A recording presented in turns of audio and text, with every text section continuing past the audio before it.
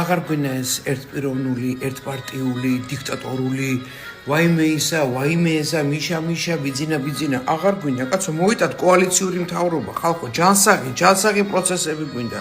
ჭუბი უყვარს ხალხს, ერთმანეთის დაჭმა უყვარს, დაჭამონ პარლამენტში და გამოიყვანონ სიმართლე. ეს ძალიან ჯანსაღი პროცესია. და ამასობაში პოლიტოლოგი გავხდი. მაგრამ მე მყავს ჩემი გურუ. საქართველოში კოალიციური მთავრობა. არა, რას ლაპარაკობ. არ გამოვა. ხოცთამიმდევრებო, შეგახსენებთ, რომ თავის დროზე მთავრობაში ხოცები კოალიციით მოვიდნენ. ეხა ეს ძალიან კარგად იციან თვითონ, მაგრამ ის, ვინც პოლიტიკოსი არ არის და მეტნაკლებად არ ერკვევა ამ პროცესებში, არ იცის ეს ამბავი. ამიტომ მეკითხებით.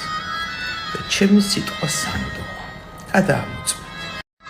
კოალიციური მთავრობის მთელი მუღამით სწორედ იმაშია, მეგობრებო, რომ ერთმანეთი უნდა დაჭამონ, დედა უნდა მოუთხრან ერთმანეთს და სიმართლე უნდა გამოიყვანონ.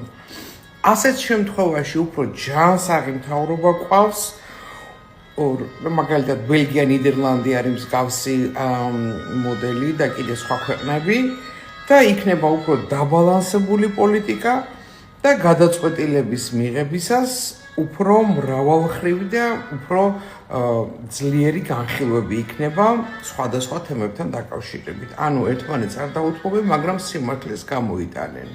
ასეა ეს. ამიტომ გვინდა კოალიციური მთავრობა რა.